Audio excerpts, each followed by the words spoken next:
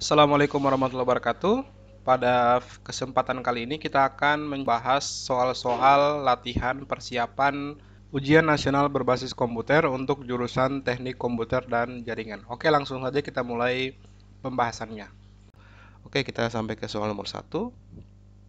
Jawaban soal nomor satu adalah A ya. Prosesor Core i7 dengan RAM 8 GB, harddisknya 1 TB, VGA-nya 2 GB, sama monitornya 22 inch. Alasannya adalah karena ketika kita ingin menjalankan game yang memiliki spesifikasi high-end, kita juga membutuhkan spesifikasi komputer yang high-end atau yang generasi terbaru ya. Karena kita akan menjalankan game-game yang memiliki efek 3 dimensi. Oke, pada soal nomor 2, jawabannya adalah di sini ada 3 buah gambar ya. Ada gambar 1 pen tablet, gambar 2 speaker, sama gambar 3 itu adalah RFID reader atau barcode reader. Jadi jawaban yang paling tepat adalah A, gambar nomor 1 adalah pen tablet yang berfungsi sebagai peripheral masukan. Alasannya adalah karena pen tablet merupakan peripheral masukan yang berfungsi untuk menggambar pola, sehingga pola yang digambar dapat ditampilkan pada layar komputer. Perangkat input ini seringkali digunakan oleh desainer, tutor, atau presenter. Oke, kita sampai ke soal nomor 3. Soal nomor 3 adalah saat Jano menghidupkan personal komputer tiba-tiba muncul disk boot failure ya. Disk boot failure artinya jadi jawabannya A ya, hard disk, karena disk boot failure merupakan pesan yang ditampilkan oleh BIOS ketika sistem BIOS tidak menemukan media penyimpanan atau storage yang memuat sistem operasi. Bisa saja permasalahannya hard disknya rusak atau pada hard disk tersebut tidak ada sistem. Oke, kita ke soal nomor 4. Oke, berikut ini langkah-langkah perawatan komputer. Yang pertama, penambahan fan ya. Kita analisa baik-baik. Merapikan kabel data, kabel power, menggunakan software utilitas seperti ScanDisk dan Defragmenter ya. Sudah kelihatan sangat jelas bahwa jawaban soal nomor 4 adalah B ya. Karena software utilitas seperti ScanDisk, seperti disk Defragmenter merupakan software utilitas yang berfungsi untuk melakukan perbaikan atau pengaturan terhadap media penyimpanan permanen atau hard disk. Selain itu, hard disk juga menggunakan kabel data dan kabel power ya. Oke, kita ke soal nomor 5. Oke, soal nomor 5 adalah tindakan korektif ya. Tindakan korektif merupakan tindakan awal ya. Tindakan korektif yang perlu dilakukan saat terjadi masalah pada personal komputer ya. Kita pilih opsi jawaban E ya. Menurut saya E, karena menguji motherboard dengan menghubungkan jumper switch pada motherboard. Merupakan tindakan korektif adalah tindakan penanganan awal yang dapat dilakukan ketika terjadi komputer tidak bisa menyala ya, sehingga kita bisa mengetahui permasalahannya terletak pada mainboardnya atau terletak pada power supply unitnya. Jadi kita uji dulu dengan menghubungkan jumper switch pada motherboard. Oke. Selanjutnya ke soal nomor 6. Oke, soal nomor 6 adalah sebuah personal komputer mengalami permasalahan tidak dapat menyala saat tombol power ditekan. Dari hasil pemeriksaan didapatkan beberapa masalah sebagai berikut. Indikator test pen tidak menyala saat kabel power dicek arus listrik. Saat pin 9 dan 14 pada PSU dihubungkan, kipas PSU tidak berputar atau tidak memiliki tegangan. Saat jumper switch dan motherboard dihubungkan, kipas PSU tidak berputar. Setelah direkat kembali dalam casing dan tombol switch power ditekan, kipas PSU tidak berputar. Artinya permasalahannya adalah terletak pada power supply-nya ya. Kerusakan terjadi pada power supply karena power supply tidak dapat menyuplai tegangan atau daya ke mainboard. Oke, selanjutnya ke soal nomor 7. Pak Sisworoso melakukan pencetakan dokumen printer. Pada hasil cetakan dokumen terlihat muncul garis-garis kotor. Maka langkah yang harus dilakukan oleh Pak Sisworoso adalah, menurut saya jawaban yang tepat adalah D ya. Matikan printer, hidupkan kembali. Selanjutnya hapus print job dan jalankan tool cleaning ya, karena terjadi penumpukan tinta pada head printer, sehingga kita perlu membersihkan menggunakan software dulu. Jika menggunakan software sudah tidak bisa kita lakukan, kita bisa menggunakan secara fisik ya. Kita bisa melakukannya secara fisik. Selanjutnya soal nomor 8. Oke, soal nomor 8 adalah perhatikan awal instalasi sistem operasi berbayar ya, urutan langkah-langkah yang benar. Oke. Di sini kita pilih C ya. Jadi langkah pertama itu adalah konfigurasi boot device dulu. Ketika boot device pada BIOS sudah kita konfigurasi, selanjutnya kita masukkan DVD installer pada DVD room-nya. Opsi selanjutnya kita pilih bahasa ya, bahasa selama proses instalasi. Dan yang kedua adalah, dan yang terakhir adalah masuk ke tombol instalasi.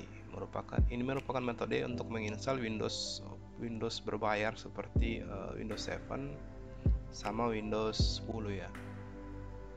Oke, nomor 9.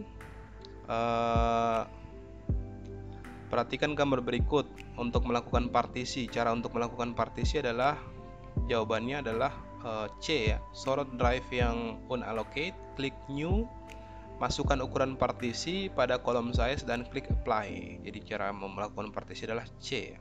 Alasannya, partisi adalah proses pembagian seluruh hard disk menjadi beberapa ruang. Dalam proses pembagian partisi, kita perlu menentukan ukuran ruang partisi yang akan dibuat. Jadi kita ketika ingin melakukan partisi, kita harus tentukan dulu ukuran partisinya pada kolom size dulu. Jadi jawaban yang lain tidak ada opsi tersebut. Jadi kita pilih jawabannya adalah C. Selanjutnya nomor 10.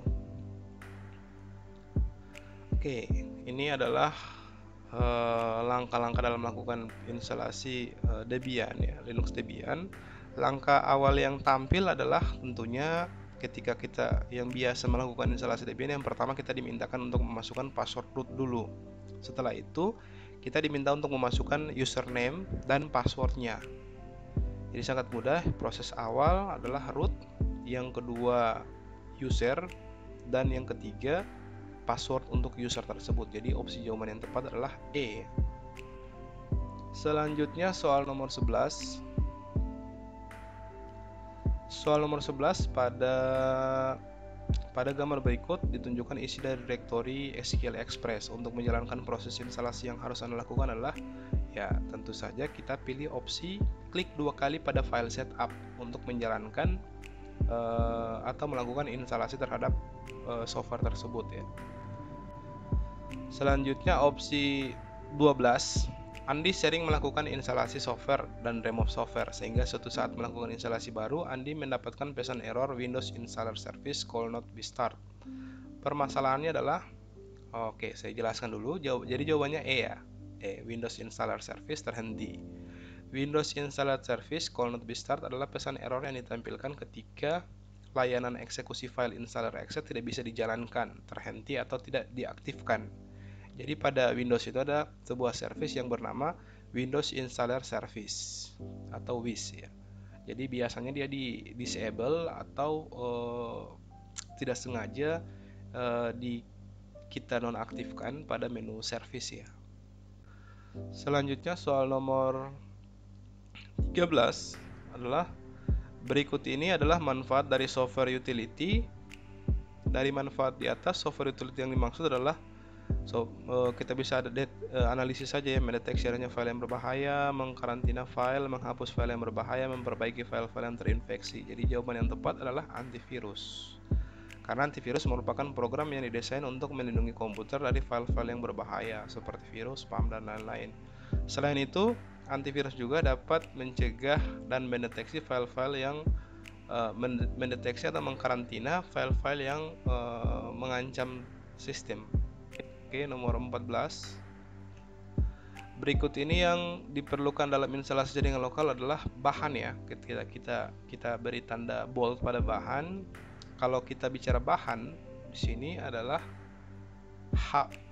konektor RJ45, karena konektor RJ45 adalah bahan yang akan digunakan untuk membuat sebuah kabel LAN ya. Kalau yang lain-lain, kuas seperti kabel tester, seperti crimping tool adalah barang atau peralatan yang tidak habis pakai. Dikategorikan bahan ketika barang tersebut akan habis dipakai. Seperti yang kita ketahui bersama, sebuah interface, sebuah konektor RJ45 hanya satu kali hanya dapat digunakan selama 1 kali. Selanjutnya nomor 15, berikut ini langkah-langkah konfigurasi IP address. Nomor 15 ya. Step pertama adalah step konfigurasi IP address dulu. Jadi kita buka control panel dulu pastinya. Jadi 1 ya, kita buka network and internet. 2, buka network and sharing center, buka change adapter setting, klik kanan pada wireless connection. Jadi jawaban yang tepat adalah A. 1 2 3 4 5. Oke, kita ke soal nomor 16. Di sini sebuah laboratorium membutuhkan 22 komputer ya. Ada 20 komputer untuk siswa, 1 untuk guru, dan 1 untuk server. Jadi kita diminta untuk mencari sebuah subnet mask yang tepat untuk dialokasikan sehingga seluruh komputer mendapatkan akses. Jadi kalau kita hitung subnetting ya, di sini kita butuh 22 host. Subnet mask yang paling tepat menurut saya adalah /27 atau 224 ya. Kita bisa tentukan dengan mengurangi 254 kurang 224 ya. Jumlahnya adalah 30. Jadi IP address yang tepat. Jadi jumlah host yang dapat ditampung oleh opsi C adalah 30 ya. 30 sehingga dapat mencakup atau subnet mask yang paling tepat ya, yang paling pas untuk dialokasikan pada jaringan tersebut, pada laboratorium tersebut. Selanjutnya nomor 17. Topologi yang tepat untuk mendesain kebutuhan jaringan menginginkan kontrol bertingkat dapat mengatur hak akses setiap level meskipun boros kabel. Jadi jawabannya adalah D atau tree ya. Topologi tree atau juga disebut sebagai topologi jaringan bertingkat. Topologi ini biasanya digunakan untuk interkoneksi antara sentral dengan susunan yang berbeda atau gabungan dari topologi star yang satu dengan topologi star yang lain. Pada topologi tree, setiap tingkat atau node akan dihubungkan pada pusat atau konsentrator yang berada pada awal traffic rangkaian. Jadi jawaban yang paling tepat yang menerapkan kontrol bertingkat adalah D, tree. Oke, soal nomor 18. Permasalahan pada jaringan komputer dapat dikelompokkan menjadi permasalahan hardware dan permasalahan software.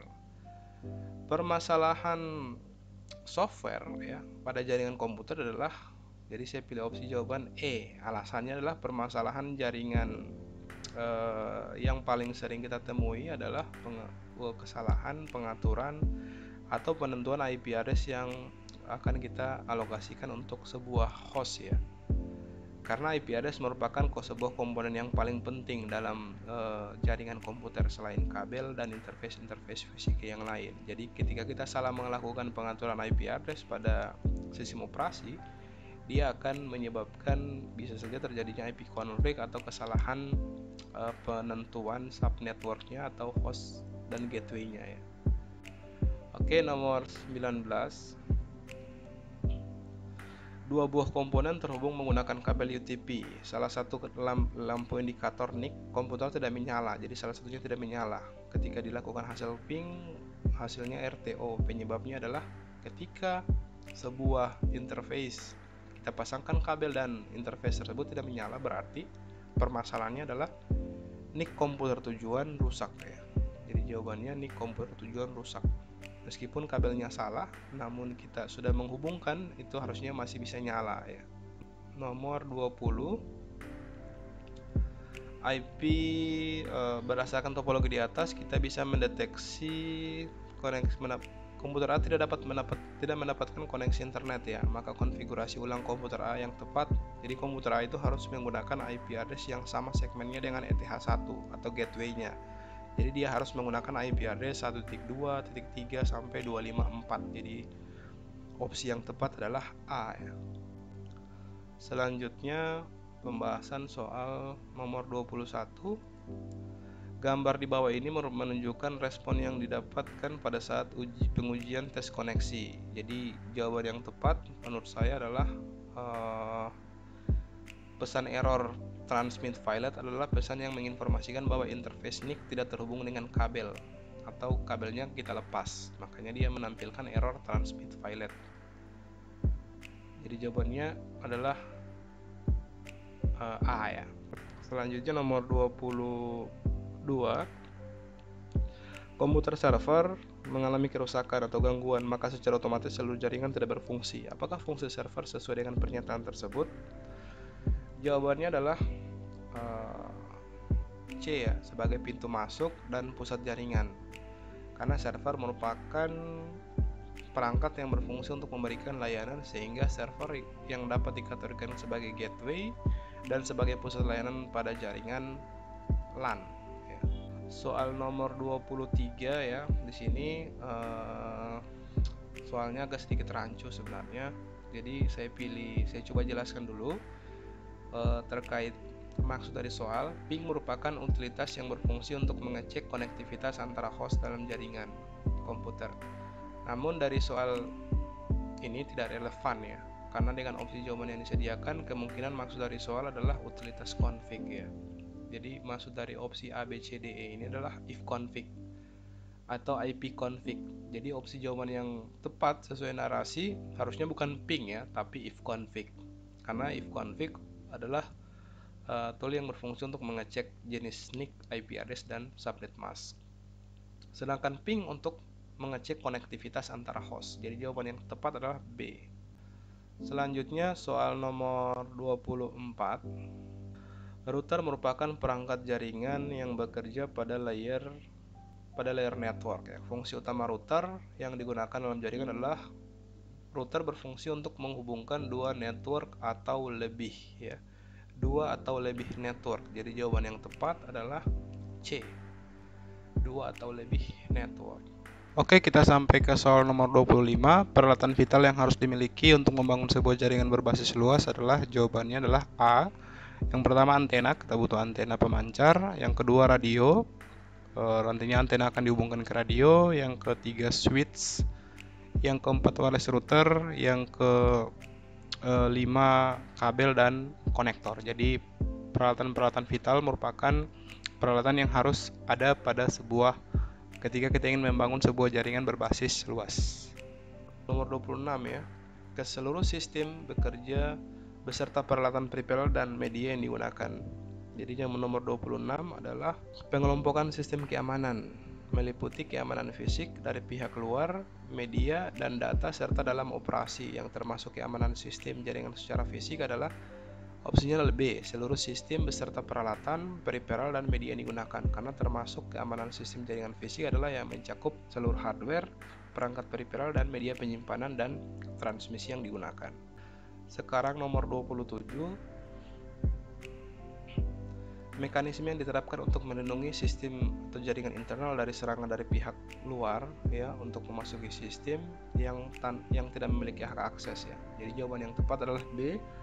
Alasannya DMZ merupakan metode yang digunakan untuk melindungi akses terhadap sebuah network yang mencakup server, klien, atau network, sehingga tidak bisa diakses tanpa izin oleh orang yang berasal dari luar jaringan atau jaringan internet. Selanjutnya soal nomor 28. Urutan langkah-langkah untuk memperbaiki dan melakukan setting ulang jaringan. Yang pertama, mempersiapkan perbaikan ya, mempersiapkan dulu. Yang kedua, melakukan perbaikan koneksi. Yang ketiga, melakukan setting ulang koneksi. Dan yang keempat, memeriksa hasil. Jadi jawaban soal yang paling relevan adalah B ya. Selanjutnya soal nomor 29.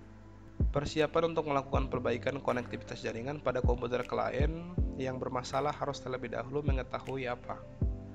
Kalau untuk memperbaiki konektivitas pada jaringan klien, kita perlu mengetahui jenis topologi jaringan yang digunakan. Alasannya adalah persiapan untuk melakukan perbaikan konektivitas jaringan pada komputer klien yang bermasalah harus terlebih dahulu mengetahui peralatan-peralatan yang digunakan dan dibutuhkan dalam jaringan tersebut. Selain peralatan dalam proses perbaikan konektivitas, kita juga harus mengetahui jenis topologi yang digunakan oleh komputer klien tersebut. Jadi jawaban yang paling tepat adalah E ya. Nomor 30. Konfigurasi routing secara umum terbagi menjadi 3 ya. Jadi opsi jawabannya adalah E ya, minimal routing, static routing, sama dynamic routing. Alasannya karena konfigurasi routing umumnya terbagi menjadi 3. Minimal routing adalah routing yang paling sederhana tapi mutlak diperlukan. Biasanya akan otomatis ditampilkan ketika sebuah perangkat jaringan terhubung dengan router, maka local routing ya, minimal routing atau local routing. Sedangkan static routing adalah yang dibangun dengan static routing biasanya dibangun dalam jaringan yang hanya memiliki beberapa gateway, sedangkan dynamic routing adalah routing yang dapat dikonfigurasi dengan jalur routing yang lebih luas ya, yang lebih luas.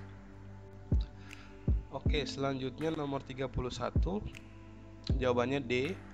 Dirawat dengan baik agar WAN dapat bekerja secara normal. Sebutkan alasannya adalah sebuah perangkat jaringan berbasis luas atau wireless membutuhkan perawatan atau monitoring pemantauan khusus sehingga perangkat wireless yang dikelola dapat berjalan secara normal.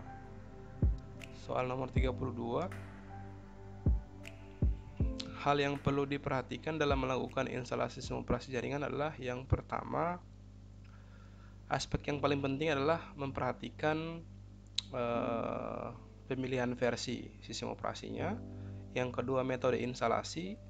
Yang mode instalasi. Yang ketiga, metode. Dan yang keempat, konfigurasi IP address. Jadi jawaban yang paling tepat adalah A.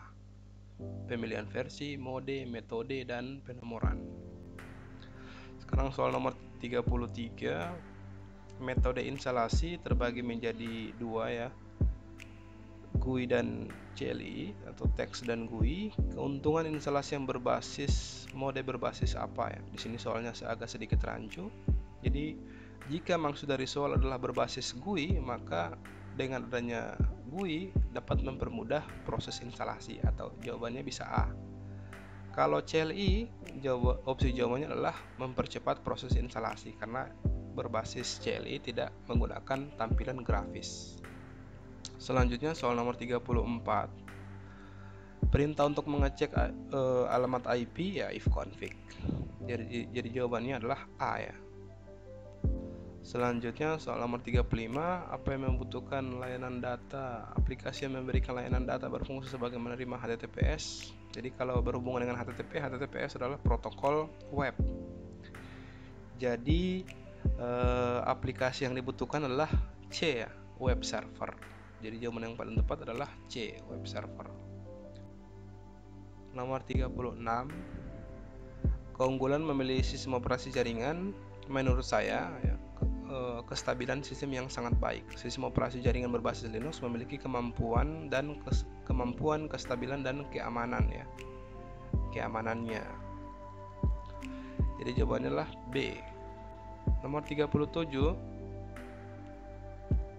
Kinerja server harus didukung oleh kinerja perangkat keras yang digunakan. Apakah komponen server yang mempengaruhi kecepatan transfer data?